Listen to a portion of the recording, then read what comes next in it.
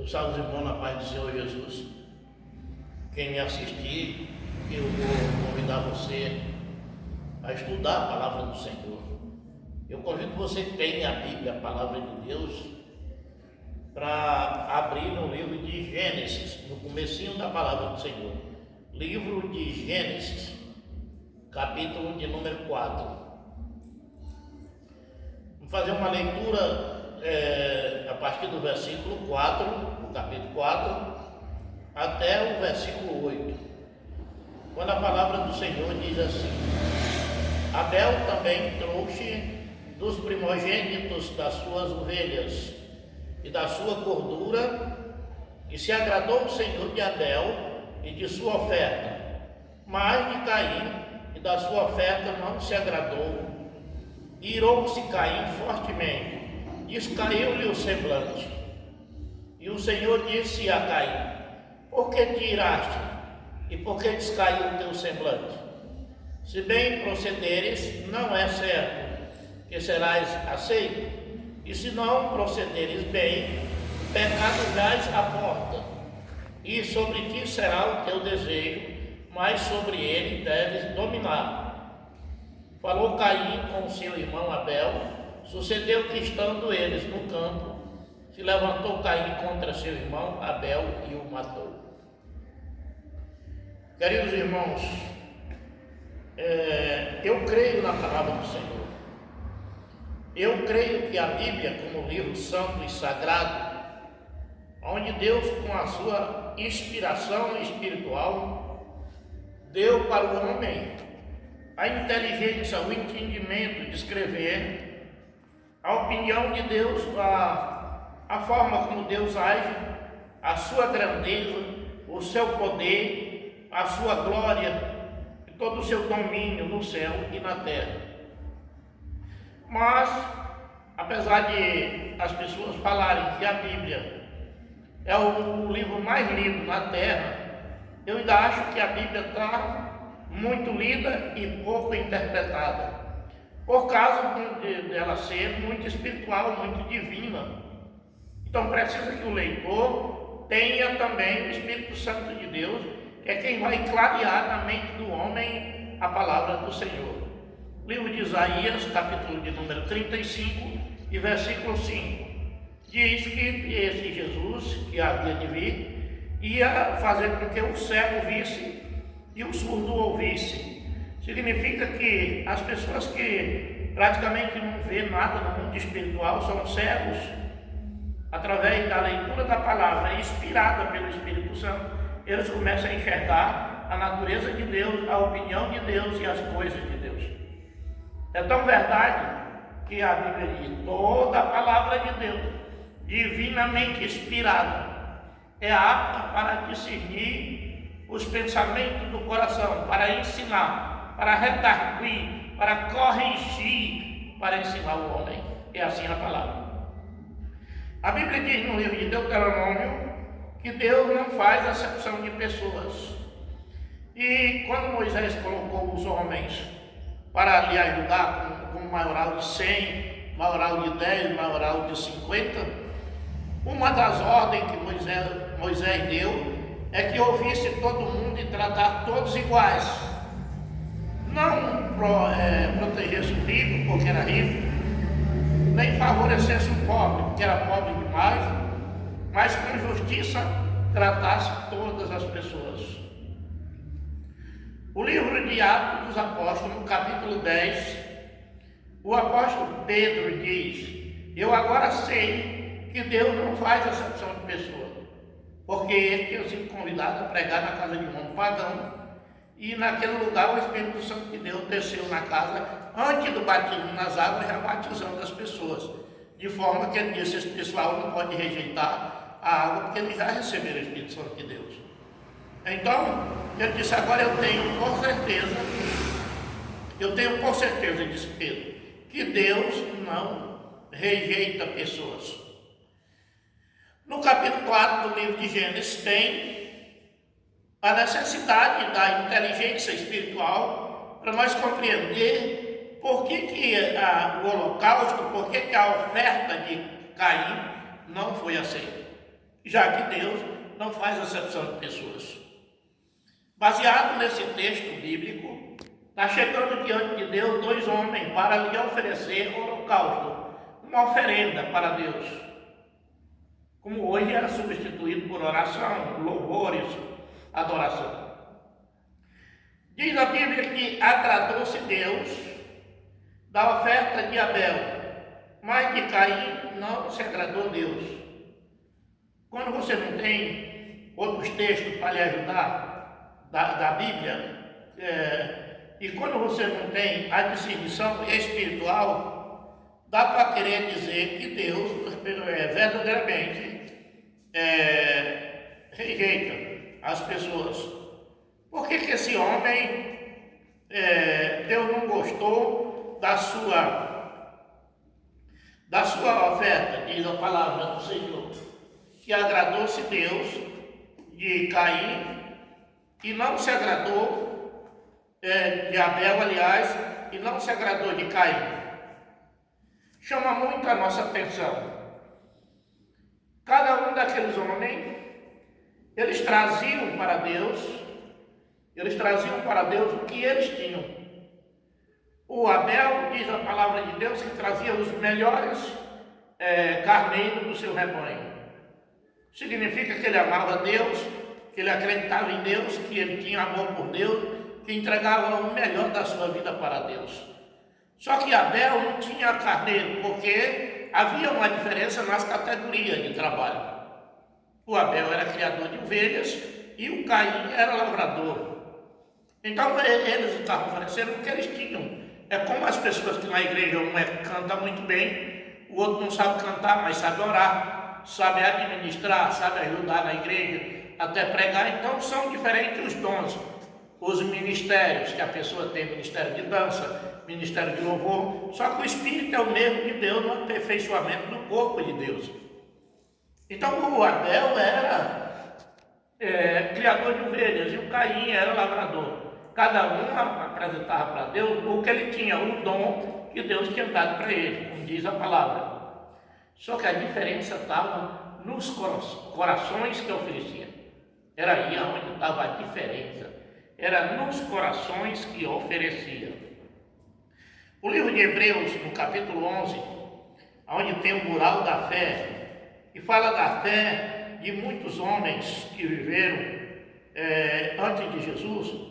Hebreus capítulo 11, versículo 4, diz: pela fé, Abel ofereceu a Deus maior sacrifício do que Caim, pelo qual alcançou testemunho de que era justo, dando Deus testemunho dos seus dons, e por ela, depois de morto, ainda fala. Tem uma diferença nos dois homens. Se chegaram para um holocausto, se chegaram para um Deus que tudo que se faz tem que ser pela fé. E a palavra de Deus está dizendo pela fé. Abel ofereceu a Deus o maior sacrifício. É porque os carneiros eram maiores? É porque era especial que ele dava? Não, porque ele tinha uma fé diferente. Ele tinha uma fé inabalável. E essa fé e esse coração cheio de fé foi que Deus olhou. No dia de consagrar Davi como rei de Israel na casa de Jessé, Deus ele deixou bem claro esse acontecimento de Caim e Abel. Na hora que Samuel entra na casa de Jessé e tem o óleo da unção, vai ungir na casa de Jessé um rei para Israel, e Deus faz passar os primeiros filhos de Jessé. E Deus dizendo: esse não quero, eu rejeitei. E quando chega um menino que diz: esse daí é o rei de Israel, o Samuel tenta contender com Deus, contesta, porque é uma criança. Mas ele disse: olha, Samuel, eu não vejo como vê o homem. O homem olha para o que está diante dos olhos, e eu olho para o coração. Naquele holocausto de Caim e Abel, ali tinha dois homens fazendo todo um ritual para Deus. Agora Deus estava conferindo a obra de cada um, como que estava o coração de cada um. Era isso que Deus estava conferindo. Quando você pega a primeira epístola de João, no capítulo de número 3, a palavra de Deus diz no versículo 12. Glória a Deus. Primeira epístola de João 3 e 12. Glória a Deus. Ou 2 e 12, deixa eu ver aqui. Eu tenho até que ter cuidado nessa escrita, porque às vezes você... 1 João, capítulo 3, primeira epístola de João, capítulo 3, versículo 12, perdão. Diz assim a palavra do Senhor. Eu vou ler do 11. Porque esta é a anunciação que ouviste desde o princípio, que nós amemos uns aos outros. Observe uma coisa, faltava no coração de Caim o amor para com o próximo. A Bíblia diz que quem ama Deus, que nunca viu, e como que não ama o próximo que todo dia vê? Se a pessoa diz que ama Deus e aborrece seu irmão, até hoje está em treva, diz a palavra. E aqui a Bíblia diz, porque no 11 de João, da primeira epístola do apóstolo João, porque esta é a unção, a anunciação, quer dizer, que ouviste desde o princípio, que nós amemos uns aos outros, não como Caim, que era do maligno e matou o seu irmão. E por que causa o matou? Porque as suas obras eram má e as de seu irmão justa. Aqui está a diferença. Aqui está a diferença. Não que Deus faça acepção de pessoas, mas um Deus que conhece o coração. Então as obras de Abel eram justas. E Abel era um homem que amava Deus, que tinha fé em Deus.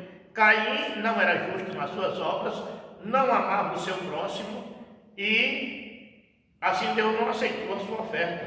E diz a palavra de Deus que descaiu-lhe o semblante. Ele passou a estar na igreja com raiva, ele passou a estar na presença de Deus com raiva. Eu quero que você entenda, meu irmão, nesse estudo, que quando começou as primeiras pessoas na terra, esse era Adão, os descendentes de Adão, já começa a viver esse tipo de pessoas. O Caim e o Abel, que não precisa ter esses nomes, são tipos de pessoas que estão na igreja, que faz alguma coisa para Deus, mas tem as suas obras más, odeia quem tem sucesso na igreja de Deus, porque as suas obras são boas, não procura se aperfeiçoar e pelo seu ódio é perigoso. A Bíblia diz que Deus deu conselho a Caim. Você precisa dominar o seu pecado. Era necessário ele dominar o pecado. Era a palavra de Deus. Quando ele diz, olha, você tem que ter cuidado. Você precisa dominar, você precisa ter domínio no pecado. E o homem tem que ter domínio próprio. Eu não consigo amar, mas isso é um mandamento de Deus. Eu preciso fazer. Quando você pega a Bíblia, no livro de Gênesis, voltando para Gênesis, capítulo de número 1, versículo 27. A palavra de Deus diz assim: criou Deus o homem, a sua imagem. A imagem de Deus o criou, homem e mulher os criou. Quando você olha para essa criação de Deus, e a palavra de Deus diz que Deus faz um homem à sua imagem, à sua semelhança, só que ele é apenas construído de barro, não tem vida. E Deus soprou no nariz do homem o fôlego do espírito, e ele se tornou alma vivente. Na nossa perspectiva, na nossa opinião, dá para nós entender que o homem é completamente igual a Deus na sua aparência e recebe vida que vem de Deus. Só que você tem que observar que isso está antes da tentação, está no primeiro casal. Aí depois vem a formação do Éden, já no versículo 2, e no versículo 3 está a tentação e a queda. Então agora ficou bom de nós entender. Os primeiros homens, preparados por Deus, feito pelas mãos de Deus, e soprado o Espírito de Deus na vida dele, ele não pecava, ele era imortal, o salário do pecado é a morte. E já depois do capítulo 3 do livro de Gênesis, ele já teve contato com o pecado, ele já teve contato com o demônio. E aí já se tornou um homem pecador. Está muito bom de nós entender. O pecado separa o homem de Deus. Jesus Cristo veio para desfazer as obras do inimigo e fazer o homem ser crente, através da fé, ser salvo. Só que ele precisa ter cuidado em buscar o Espírito Santo de Deus para queimar todos o poder do pecado na sua vida. Criou Deus, o homem, a sua imagem e a sua semelhança. Dá para dizer então todos os homens aqui, generalizou, criou o que vai dar origem a todos os homens. Só que a partir do capítulo 3 do livro de Gênesis, ele já vai dar origem a pessoas igual a ele, que são pecadores, desobedientes a Deus, precisando de Jesus Cristo para fazer voltar a ser uma boa pessoa. No capítulo 11 do livro da primeira carta do apóstolo Paulo à igreja de Corinto, 1 aos Coríntios, capítulo 11, glória a Deus, 1 aos Coríntios, capítulo de número 11, e versículo 7, o homem, pois não deve cobrir a cabeça, porque é a imagem e a glória de Deus. Parte A do versículo. Então, olha o que é o homem. A imagem e a glória de Deus, daquele que o criou. E a imagem e semelhança daquele que o colocou o pecado. Essa é a razão que Jesus Cristo tem dito, olha, o joio vai se misturar com o trigo e vão conviver junto até o dia do juízo final. Vai conviver joio e trigo. O que ele queria dizer? Ele falou sobre essa parábola do joio. E quando os discípulos o interrogaram sobre essa parábola, ele disse: o joio é o mundo. O joio não, o campo é o mundo. Perdão. Os filhos de Deus são aqueles verdadeiramente batizados no Espírito, que tem Deus. E os filhos do maligno são aqueles que se introduzem pelo meio e que não é verdadeiramente um filho de Deus. É um Caim. Oferece oferenda, chega a pregar, chega a dirigir culto, chega a dar o seu dízimo, fala de Deus, só que está longe do coração. E ele falou: esse povo se aproxima de mim com os lábios, mas o coração está longe de mim. Então, quando foi descoberto, Jesus prega sobre o joio e o trigo, ele diz que não há como tirar, porque Deus é quem vê coração de homem. Ele diz que o Samuel, um grande homem de Deus, eu não vejo como vê o homem, e Samuel era um grande homem de Deus. O homem olha porque está diante dos olhos, eu olho para o coração. Quantos pastores não já olharam para quem está diante dos olhos dele? Isso aqui é um homem de Deus, por algumas obras, mas o coração está longe de Deus. Então não cabe a pastores tirar o joio do meio do trigo, porque não tem capacidade. Quem tem capacidade é Deus, que conhece o homem por dentro e por fora. A carta do apóstolo Paulo à igreja de Colosso, que é Colossenses 3, 10 e 11. Ele diz assim, e vós, eu vou ler desde do versículo 7, nas quais também em outro tempo andaste quando viveres nela. Está falando de coisas do mundo, com os filhos da desobediência, diz a palavra. Mas agora despojai-vos também de tudo, da ira, da cólera, da malícia, da maledicências, das palavras torpes da vossa boca. Não mintais uns aos outros, pois que já vos despistes do velho homem com os seus feitos, e vos revestiste do novo, que se renova para o conhecimento segundo a imagem daquele que o criou. Onde não há, agora ele vai falar que tanto dessa forma, aí sim, não há acepção. Onde não há grego, nem judeu, circuncisão, nem incircuncisão, bárbaro, cita, servo ou livre, mas Cristo é tudo em todos.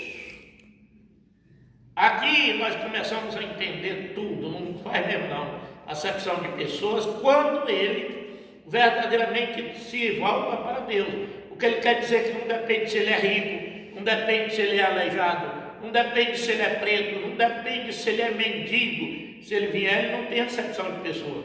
Agora, quanto a conviver, mesmo se fingindo de crente, aí há acepção, porque o Espírito da verdade discerne entre o que tem o Espírito de Deus e o que não tem. Ele pediu que nós buscasse esse Espírito de discernimento, para poder conviver mesmo com o trigo, mas com cuidado com as suas obras, porque Jesus diz: pelos frutos os conhecereis. É pelo fruto. Se colocar um homem dentro de um pomar que ele construiu, que ele é quem plantou, ele vai classificar todas as plantas e mostrar: essa aqui é tangerina, só que está enxertada com limão. Esse daqui é um pé de planta selvagem, não é uma planta doméstica. Eu estou fazendo reflorestando. Isso aqui é um pé de ipê, e quem não conhece não sabe. Esse daqui é um mogno, esse daqui é um pé de maracujá. Então, o Criador de todas as coisas conhece todas as coisas. E pelo fruto, ele diz: pelo fruto conhecereis. Naquele pomar que aquele homem colocou, nunca ele vai colher um mamão no pé de tangerina enxertado com limão. Ele pode morrer louco de velho, mas ele não acha esse mamão lá. O mamão tem que estar no pé que deu o mamão. E olha o que diz Jesus: pelos frutos conhecereis. Não pode uma árvore má dar um fruto bom, e nem pode uma árvore boa dar um fruto mau. E daqui o que ele falou em Colossenses 3.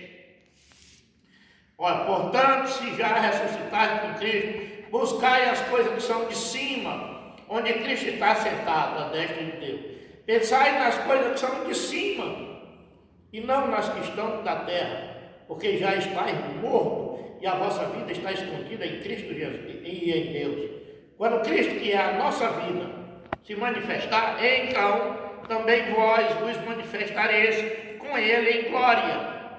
Mortificai, pois, os vossos membros que estão sobre a terra: a fornicação, a impureza, a afeição desordenada, a vil consciência, a avareza, que é idolatria, pelas quais coisas vem a ira de Deus sobre os filhos da desobediência, nas quais também em outro tempo andastes, quando viveis nelas, mas agora despojai-vos também de tudo: da ira, da cólera, da malícia, da maledicência, das palavras torpes da vossa boca. Não mintais uns aos outros, porque já vos despiste do velho homem com os seus feitos, e vos revestiste do novo, e se renova para o conhecimento, segundo a imagem daquele que o criou, onde não há grego nem judeu, circuncisão, nem incircuncisão, bárbaro, cita, servo, livre, mas Cristo é tudo em todos. A Bíblia diz que Adão, depois da morte de Abel, gerou um filho à sua imagem e semelhança, e colocou o nome de Sete, que significa perfeito como seu pai. Então existe dentro da própria igreja, e infelizmente, os 7 de Adão e os 7 de Deus, criados por Deus, com os frutos do seu pai. Jesus disse: vocês não creem em mim, porque ele estava como homem, o menos pelas obras que eu faço, vocês creem que o pai está em mim. Olha o que é obra: são atitudes, coisa que se faz. Se vocês não conseguem crer em mim, creia o menos pelas obras. Significa que o Pai está em mim. Se eu sou bom, se eu ressuscito pessoa, se eu multiplico pão, se eu dou a vista a quem é cego, se eu faço o paralítico andar, o Pai está em mim. E quais são as obras do outro lado? Matar, roubar e destruir. Olha o que diz o apóstolo Paulo em Colossenses 3:10: não mintam mais uns para os outros. Você gosta de mentir? A palavra de Deus diz que o diabo é o pai da mentira. Então, o que você está representando é algo, um DNA do seu pai que está em você. Mentira, roubo, perseguição a irmão, contenda na igreja, não ama o pastor, não ama ninguém. Parece que você é daquele camarada, do inimigo. E quando você é sete de Deus? Amor, paz, longanimidade, mansidão, temperança, e contra essas coisas não há lei. E os que são de Cristo crucificaram as paixões da carne na cruz de Cristo, para viver uma nova vida. E é assim que se vive a presença de Deus. Que Deus abençoe você que compartilhar com esse estudo. Eu falei as palavras da Bíblia onde estava escrito, para que você faça seu estudozinho, para que você confira na sua casa e veja como é real o que Deus diz para nós. Precisamos entender essa parábola do trigo e do joio, apesar de pedir a Deus paciência para conviver misturado, mas não fazendo as obras daqueles que, dizendo ser crente, se desviam para a mentira, se desviam para a prostituição, para a bebedice. A Bíblia diz que com esses camaradas você não tem a parceria, porque não são crentes. As obras dele, eles são sete do inimigo. Agora, aquele que se diz crente, porque crê, o crente é aquele que crê, mas as obras é manso, temperança, longanimidade, passando tempo na igreja esperando, com paciência no Senhor e com palavras boas. Esse é nosso parceiro. Isso aí não é, mas ele é muito pobrezinho, não. A Bíblia diz que Deus não faz acepção de pessoa. Ele é feio, é até aleijado, não tem problema. Não é essa parte aí, não há acepção. Agora, a acepção parecida é esse que se diz crente que está do outro lado do mal. Isso aí não funciona na igreja de Deus. Infelizmente, vamos conviver com essa situação. Vamos orar uns pelos outros, porque é isso que Deus pediu. Vamos aprender a amar. A palavra de Deus diz que nós temos que aprender. Está no livro de Isaías, capítulo 1, versículos 16 e 17. Lavai-o, purificai-o, tirai a maldade de vossos atos diante dos meus olhos. Cessai de fazer bem e aprendei a fazer o mal. Cessai de fazer mal e aprendei a fazer o bem. Vamos aprender. Eu não sei, pastor, como fazer o bem. Você tem um manual aqui. Você tem um manual. E você tem uma igreja onde tem seu pastor, seu líder do departamento, que vai lhe ensinar através da Bíblia e você vai aprender a fazer o bem. Que Deus abençoe todos vocês, em nome de Jesus Cristo. Receba essa bênção. Eu quero orar agora.